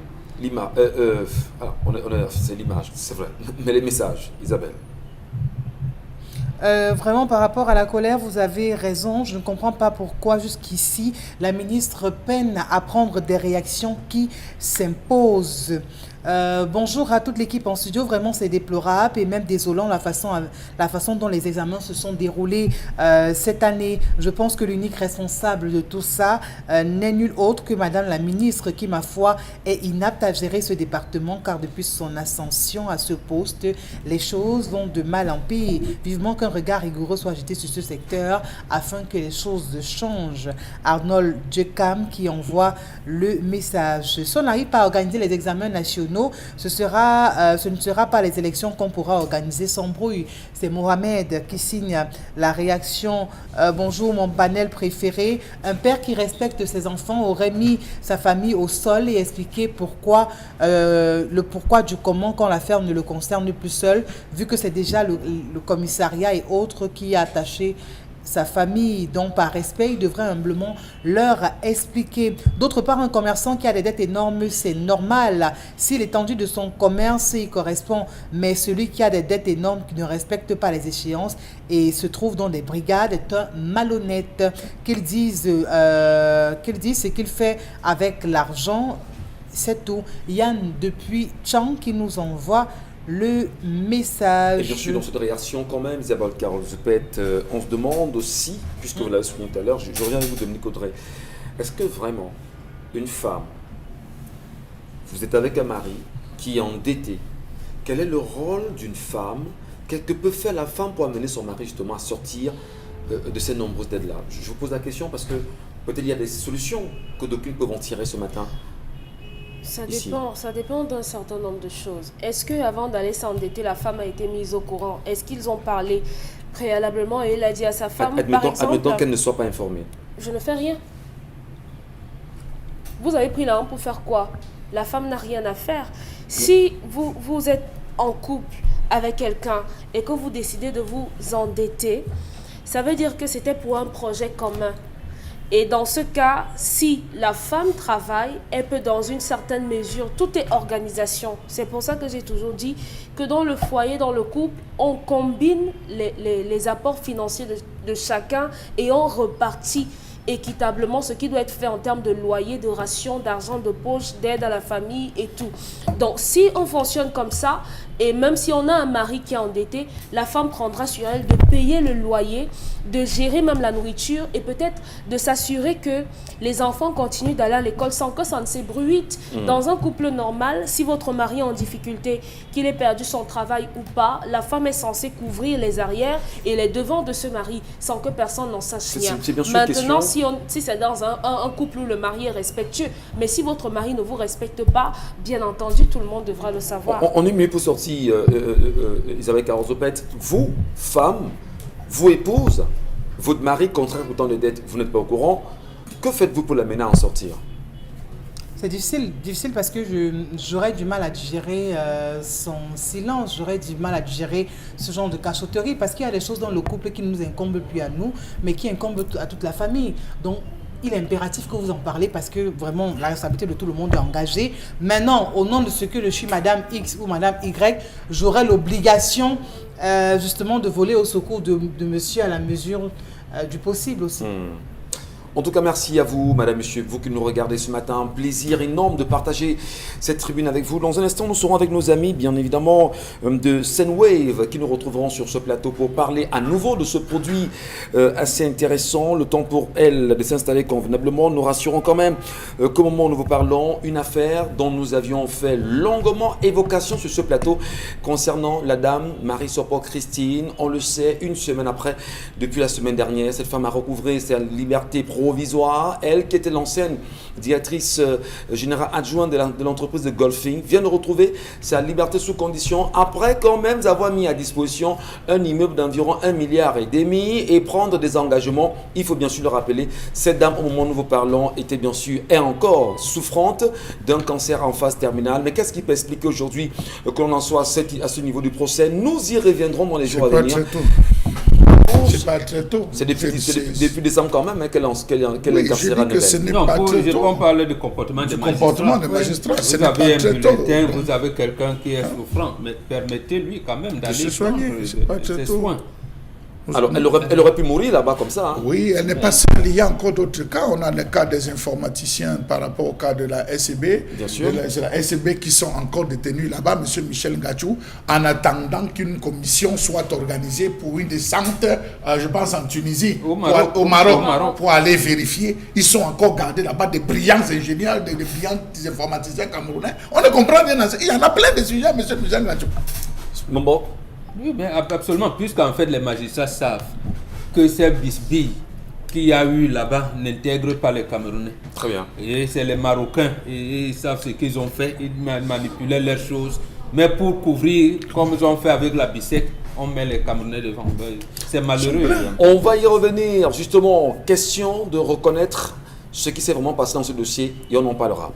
Bonjour à vous, Aïda, et bienvenue ce matin avec Sendwave. Bonjour. C'est un plaisir encore de partager cette tribune avec vous comme à l'accoutumée. Et vous venez à nouveau nous présenter, bien sûr, non seulement votre rôle chez Sendwave, mais surtout, qu'est-ce que vous nous offrez à nouveau ce matin? Je suis là pour vous parler de Sendwave, qui est une application qui permet aux personnes vivant à l'étranger d'envoyer de l'argent rapidement et à de moindres coûts, directement dans le portefeuille mobile, soit MTN ou Orange. Et vous pouvez trouver Sendwave sur Google Play Store pour les utilisateurs d'Android ou alors Play Store pour les utilisateurs d'iPhone. Et les pays d'envoi qui peuvent utiliser Sendwave, nous avons le Canada, la France, les États-Unis d'Amérique, l'Angleterre, l'Italie, l'Espagne, la Belgique et l'Irlande. Et là, puisqu'on regarde ce qu'on a en image ce matin, qui reste assez édifiant, comment peut-on s'inscrire et commencer à utiliser cette Sendwave-là? On regarde ce qu'on a en image ou bien? Pour s'inscrire, il vous suffit d'avoir un smartphone, une connexion Internet. Vous téléchargez l'application soit sur Google Play Store ou alors sur App Store. Ensuite, vous suivez les paramètres qui sont, vous enregistrez. Lorsque vous avez fini de télécharger l'application, vous mettez le numéro de la personne à qui vous voulez envoyer de l'argent, le montant souhaité. Et s'il vous plaît, lors de votre première transaction, 100 € ou $, tout dépend de la monnaie que vous utilisez, est rajouté au montant initial que vous souhaitez envoyer. Ensuite, vous confirmez le nom de la personne et puis la transaction se fait en moins d'1 minute. Et non seulement, puisque nous y sommes, Sendwave, où est-ce qu'il y a des agences au Cameroun où on peut les trouver, Aïda? Pas besoin d'agence. La personne qui envoie l'argent, lorsque on envoie de l'argent, vous recevez directement dans votre portefeuille mobile, oui. C'est-à-dire Mobile Money ou Orange Money. Voilà, donc vous n'avez pas besoin forcément d'être dans une agence prendre cet argent-là. Oui. Alors, il y en a qui posent des questions quand même à savoir, est-ce qu'il y a des coûts supplémentaires, des coûts, des frais? Qu'est-ce que vous leur dites concrètement, Aïda? Est-ce que les frais sont élevés, moins élevés ou pas? Les frais sont moins élevés et il y a certains pays qui ne coupent aucun frais. Oui. Comme sans vous planter. Est-ce qu'il y a des pays au moins dont on peut avoir une idée? Les États-Unis d'Amérique, oui. Le Canada et l'Angleterre. D'accord. Alors justement, puisqu'on avance, qu'est-ce que vous dites concrètement aux téléspectateurs ce matin sur cette application, sur cette utilisation, sur ce produit Sendwave? Est-il fiable ou pas? Sendwave est très fiable. Nous aimerons vous dire que nous avons une licence dans tous les pays d'envoi ainsi que tous les pays destinataires avec qui nous opérons. C'est très pratique, c'est-à-dire que vous n'avez plus besoin de quitter le chevaux pour aller faire la queue dans les agences pour envoyer de l'argent à vos proches au Cameroun. Il vous suffit juste d'avoir un smartphone, une bonne connexion Internet et puis suivre les instructions. Une autre raison pour laquelle vous devez utiliser Sendwave est que nous avons une équipe d'assistance disponible 24 heures sur 24 et 7 jours sur 7 afin de vous assister lorsque un problème surgit lors de votre transaction. Alors, est-ce qu'il y a un mot, je veux dire, un argumentaire de clôture, Aïda? Oui, pour nos utilisateurs canadiens, vous n'aurez plus besoin d'entrer le code CCV après avoir téléchargé la dernière version de l'application. Et pour nos utilisateurs français, nous avons remarqué qu'en fonction du montant de la transaction et de votre banque, une autorisation bancaire pourrait vous être demandée afin de valider le virement. Lorsque cela est le cas, vous cliquez sur OK, le message qui apparaît sur votre smartphone. Ensuite, vous entrez dans l'application mobile de votre banque. Vous essayez de localiser la transaction Sendwave. En attente de validation, vous cliquez dessus et vous validez avec votre code secret. Lorsque cela est fait, vous retournez dans l'application Sendwave et vous allez voir que votre transaction a été effectuée avec succès. Merci. Merci bien, Aïda. Il faut bien se dire, comme vous l'avez très bien mentionné, aucun frais et taux de change avantageux, livraison rapide, dites-vous, sécurisée. Et merci infiniment d'être passé chez nous ce matin, Aïda. Merci. À bientôt. Allez, nous retournons avec vous sur ce plateau, Madame, Monsieur Charles Amembachoum, Bonbon Bengan Kandji, Dominique Audrey-Yengelek et Isabelle Carozepet. Nous sommes toujours unis pour la même mission, une mission d'information, une mission d'éducation, une mission justement d'appel, ou si vous voulez, de compréhension des réalités qui nous entourent aujourd'hui. Comment rester fier en tant que Camerounais? Y a-t-il encore, on peut encore se dire aujourd'hui qu'on peut être fier d'être Camerounais? Bon, on est tous fiers d'être Camerounais, mais comment donner plus de... redorer le blason de la fierté camerounaise de Dominique Audrey aujourd'hui? Qu'est-ce qu'il faut faire? Tous ceux qui ont sali le Cameroun, punir toutes les personnes qui ont décidé de faire du Cameroun la risée du monde aujourd'hui. En commençant par qui? Créer le cimetière de la honte avec Charles Armel. Oui, c'est un projet. J'ai déjà la terre déjà. J'ai déjà la terre. Ah d'accord. Oui, j'ai acheté le terrain, je peux vous rassurer. Oui. C'est où ça? Je vais payer les creuseurs. Pourquoi vous voulez ça? Aujourd'hui, on a déjà la terre, le cimetière sera là, on a tous les noms. Ok. Les vivants, noms de ceux qui Les seront vivants là-bas. et des morts. Ouais. Les Donc, vivants on va et des les déplacés. exhumer, on va les entasser là-bas. Donc, Et il y aura une pancarte. ici, le cimetière de la La honte. poubelle de l'histoire. Ici gît celui qui avait volé les 180 milliards de Covid. Merci. Eh bien, affaire Covid, ça continue encore de faire grand bruit. Vous le savez, la semaine dernière, signé bien sûr par Gaston Combal, le secrétaire général de l'Assemblée nationale, il y a eu un premier document qui laissait entendre qu'il devait avoir débat autour de la gestion des 180 milliards et surtout du rapport d'audit final de la Chambre de la Cour des comptes, de la Chambre des comptes de la Cour suprême. Et le lendemain, rapidement, virement à 90 degrés, on est revenu à autre chose. Comment le dire qu'on ait choisi de ne pas informer les Camerounais sur qui a fait quoi dans ces 180 milliards? Est-ce qu'on devrait prendre très au sérieux l'attitude de l'Assemblée nationale? Et au final, ne sommes-nous pas en face des pantins appelés élus du peuple aujourd'hui?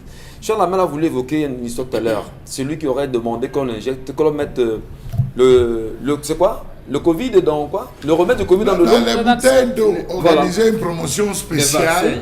Ouais. Promotion spéciale avec les entreprises brassicoles et faire boire à tout le monde. Non, moi, je reviens. Non. C'est terrible. Hein? J'ai dit, même si les députés ne reçoivent pas le rapport final, ça ne devrait pas entacher le travail de la justice. C'est deux pouvoirs différents. On se rendre compte que les députés sont sous la botte du gouvernement. Maintenant, le pouvoir judiciaire va-t-il se déployer comme pouvoir? Il fallait d'abord les apprécier. Je pense que le peuple camerounais l'a fait. Parce qu'ils ont commencé à travailler sur un rapport préliminaire. Ce n'est pas fini. Parce que le magistrat peut commencer son travail sur la base de soupçons. Il te met un examen sur la base d'un article de presse qu'il a lu là-bas. Donc, il peut faire. Maintenant, demander à obtenir cela. Donc, le député peut faire une commission parlementaire ou pas. Ils peuvent s'acoquiner avec le gouvernement. c'est sous la botte de l'exécutif, comme le dit l'article 18 de la Constitution, ça ne devrait pas empêcher les magistrats, le pouvoir judiciaire, de se saisir du dossier et de punir. Sont-ils donc libres au Cameroun aujourd'hui? Voilà, c'est la là question peut-être est posée. La revue des réseaux sociaux Isabelle Carozopet, qu'est-ce qui fait le buzz depuis 48 heures sur la toile? Nous sommes lundi quand même. Bien sûr, on va rester et reparler encore de cette histoire de Covid-19 et avec bien sûr cette autre décision justement qui fait allusion à cette stratégie de riposte contre cette pandémie. Alors c'est pour ça qu'on a donc choisi de s'intéresser justement à cette note qui a fait le tour sur la toile, signée bien sûr de Georges Elanga Obam, qui est donc ministre de la décentralisation et du développement local, et dans justement lequel il s'adresse à tous les préfets et il leur exhorte et il leur demande de bien vouloir inviter magistrats municipaux sur leur territoire de commandement à prendre toutes les mesures utiles en vue justement de la mise en place pour stopper les mécanismes adéquats pour vaccination de masse des populations résidant dans leurs différents territoires de compétences. Urgence et importance particulièrement signalées. Donc désormais, il faut bien qu'il y ait cette communication. Désormais, il faut bien que dans ces différents territoires de commandement, que les populations se fassent vacciner contre ce coronavirus. Pourquoi cette mobilisation tout autour par rapport à ces vaccins et pas quand il s'agit d'autre chose? On fait l'effort de rester muet. Dans tous les cas, sur la toile, les internautes ont vite fait de pouvoir, on ne va pas reprendre leur terme ici, mais exprimer leur courroux. Mais il faut d'abord dire, Isabelle Carozopet, tout en regardant la caméra, et dire aux Camerounais que Georges Elanga Obam, le ministre de la décentralisation et du développement local, ne nous a pas encore fait le rapport de l'injonction qu'il a adressée aux magistrats municipaux il y a une semaine et plus, leur demandant sous 8 jours de lui faire à lui, le ministre, le rapport de la gestion des fonds Covid pour chaque mairie. On n'est pas encore sorti de là. Pourquoi est-ce qu'il nous ramènera sur ce terrain? Parce qu'il estime que la santé est peut-être prioritaire. Il faut d'abord sauver les populations avant de voir peut-être plus clair dans les rapports. Est-ce que ce n'est pas de la diversion? N'allez pas demander si c'est la diversion. Je vous la pose la question. Oui, mais on écoute là, on nous parle de vaccination, on ne sait plus à quelle heure, à quel moment et tout. Encore que de l'autre côté ou encore dans ces pays où on a vu des milliers de personnes décédées aujourd'hui avec l'euro, on voit comment dans les stades c'est plein à craquer et tout. Comme quoi le Covid aussi de ce côté commence à prendre du recul et tout. Vraiment beaucoup plus encore ici. Vraiment, je crois que c'est de la diversion pure et simple parce que là où on les attend, sur des rapports, sur des transparences, sur justement les comptes rendus concernant cette gestion des fonds Covid-19 qui ne cesse de faire jaser aujourd'hui. On a besoin justement d'être informé là-dessus. On a besoin de savoir comment est-ce que cet argent a pu être géré, pourquoi est-ce que le peuple à qui était destiné cet argent n'a pas pu vraiment bénéficier de cela en termes de mesures barrières par rapport à cette pandémie. Ça veut dire qu'effectivement, si la pandémie prenait de l'ampleur comme dans les autres pays, on serait tous décédés, mais alors tous. Pourtant, il y a eu des fonds qui ont été alloués pour permettre aux populations vraiment d'être à l'abri de la pandémie, comme quoi la santé des populations n'est pas prioritaire pour ces personnes. Dominique Audrey, sur cet appel de Georges Elanga Obam, de la décentralisation et du développement local, est-ce que ce n'est pas l'occasion de demander à ceux qui avaient au moins, ceux qui ont des cartes d'électeurs et qui disent avoir voté, les maires et consorts, d'aller au moins leur dire: faites-nous le compte rendu de ce que vous avez fait dans vos mairies concernant le Covid-19. C'est pas au moins par là qu'on pourrait commencer. Non, on vous a demandé de vous vacciner. Vous vous vaccinez. C'est là où on vous attend. Et pas ailleurs. Ouais. C'est ici que chacun va prévaloir sa liberté, va faire prévaloir sa liberté. Ici, on est libre de faire ce qu'on a envie de faire ou pas. On ne les a pas vus se vacciner, sauf si vous l'avez vu se vacciner. Quelques-uns. Lui, qui est à l'origine du communiqué, s'est fait vacciner. Monsieur, non, pas on l'a pas vu. Moi, je ne l'ai pas vu personne. Peut-être l'a fait, mais moi, je ne l'ai pas vu. Non. Chacun est libre de faire ce qu'il a envie de faire. Maintenant, libre à lui de donner les injonctions aux mairies. Je vois mal quelqu'un aller obliger un citoyen à se faire vacciner chez lui.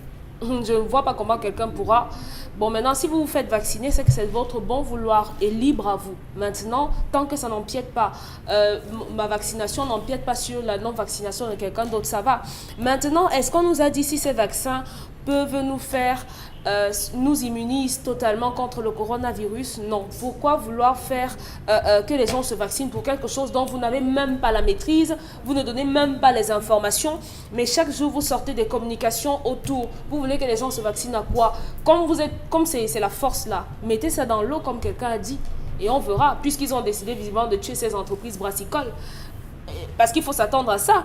Puisque quelqu'un dit, mettez ça dans l'eau et organisez une campagne. Ce qu'on va réussir à faire, c'est que les ventes de jus, de bière et d'eau et tout ça vont drastiquement baisser parce que beaucoup de Camerounais ne sont pas prêts à prendre ce qu'on appelle vaccin. Donc ces entreprises brassicoles ont intérêt donc à se prononcer en disant non, on ne compte pas en mettre dans nos eaux. Sinon, les Camerounais peuvent avoir ça en idée que vous avez mis ça dans l'eau qu'ils consomment. Et ça, c'est même d'ailleurs une déclaration qui peut sonner très mal et qui peut faire très mal, bien sûr, aux entreprises qui font dans les traitements d'aujourd'hui. Bien sûr. Puisqu'il y en a aujourd'hui qui n'attendent que les petites cavales comme ça, aller rapidement. On vous dira que dans telle eau, on a mis telle histoire. C'est terminé c'est très pour dangereux. l'entreprise. Pas un député propose ça. Il est sérieux. On en parlera de ce député-là. Mais je d'accord. voudrais que vous nous dites concrètement, lorsque le ministre de la décentralisation pose de pareilles injonctions, est-ce que les maires, même d'abord des arrondissements, sont si crédibles pour pouvoir parler aux populations afin d'être écoutés et leur imposer des vaccins? Je ne savais pas que ce ministre était un va-t-en-guerre. Je ne sais pas. Qu'est-ce qui l'amène à imposer le vaccin aux populations? C'est pas possible. Donc, La distraction. Le vaccin, ce vaccin n'a pas suivi le processus normal. Et puis donc, on ne devrait pas l'imposer. Moi, je ne serai pas vacciné. Même si on dit que tous les Camerounais vaccinés, vous ne serez pas. Je ne vais pas me vacciner. Donc vous n'êtes pas d'accord que la Donc, pandémie... Non, c'est lui. Oui, la pandémie existe. Il est libre. Qui en avait dit, la pandémie existe. Et Corona sera inscrit dans le fichier des maladies jusqu'à la fin de l'humanité, s'il y a une fin. C'est une grippe qui est compliquée, on sait. Mais ce qu'on voudrait le ministre, qu'il propose à ses collègues du gouvernement qu'on réhabilite ou alors qu'on mette en mouvement enfin l'Institut de recherche médicale et d'études des plantes médicinales. Ils ont abouti quand même à avoir des médicaments améliorés. Parce que personne ne soigne la grippe, qu'on ne vous trompe pas. On ne soigne pas la grippe. On soigne le coulé nasal et la toux.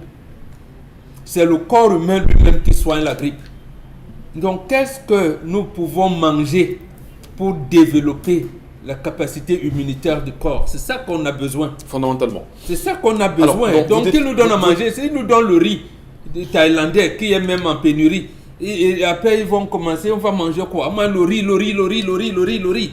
Qu'on va tuer les globules blancs. Comment on va développer le système immunitaire de notre corps? C'est là où on devait aller, justement, pour faire face. Et là, il y aura donc une petite poignée de la population qui pourrait ne pas résister à cette grippe méchante, et le bête des médicaments, on pourra les tenir, on pourra les soigner parce que le système respiratoire a des problèmes, ainsi de suite.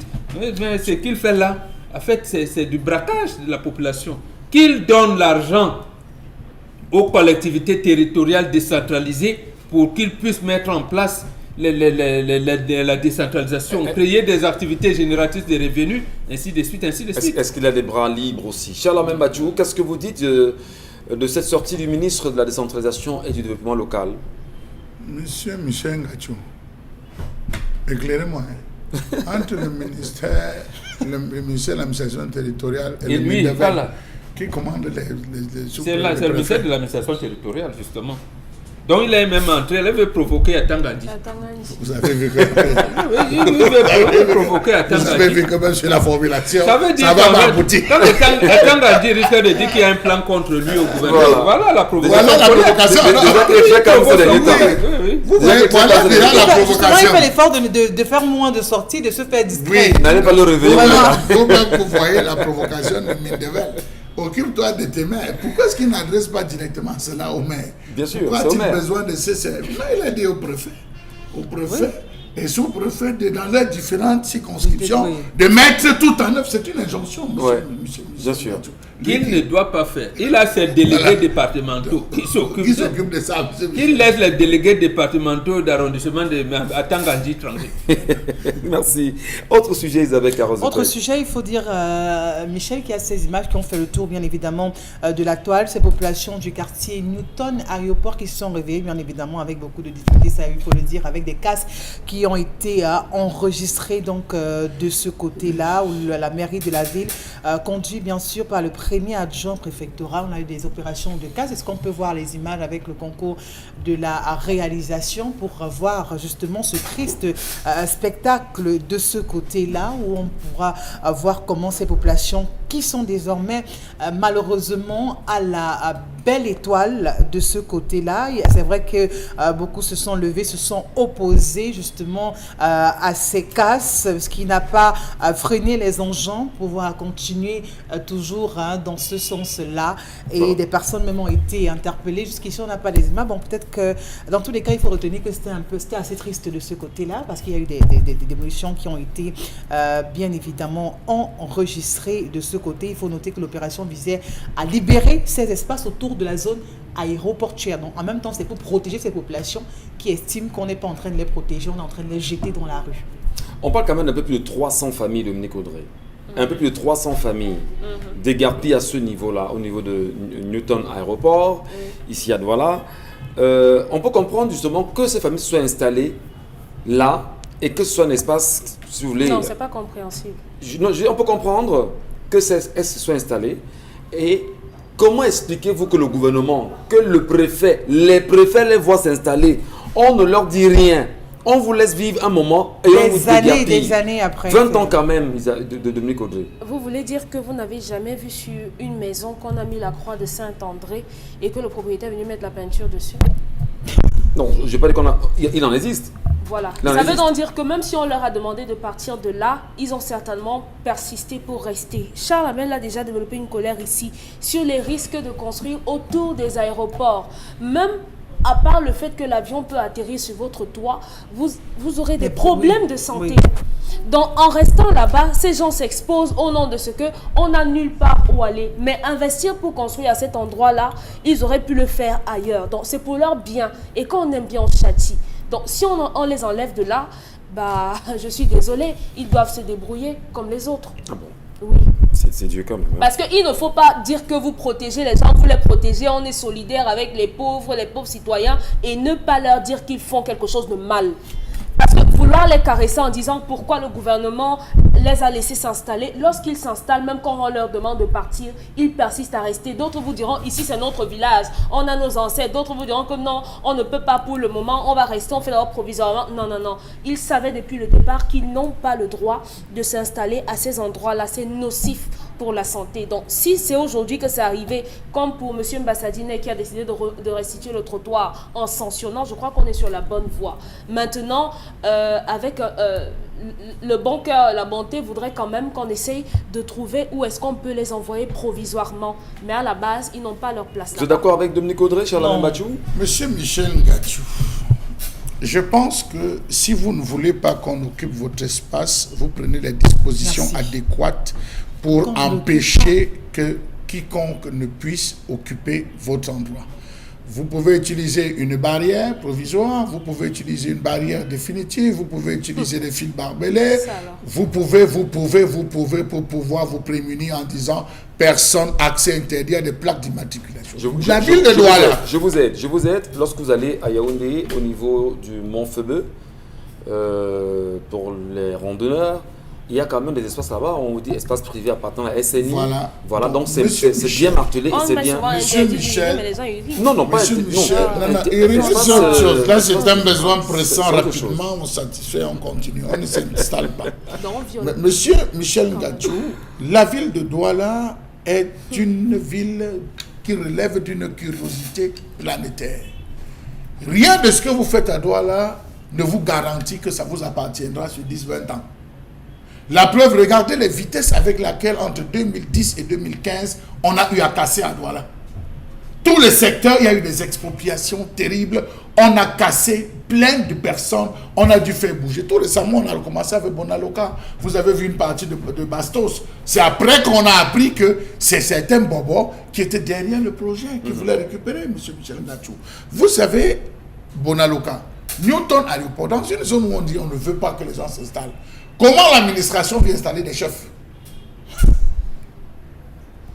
Vous avez les chefs traditionnels, les chefs qu'on a installés à Newton. Ça a commencé. La loi interdit que vous ayez un branchement d'eau électrique. Voilà. Quand vous êtes dans une zone interdite. Mais Comment? ces gens, ils sont allés J'allais à la arriver, tournelle, la oui, j'allais y arriver. Bon.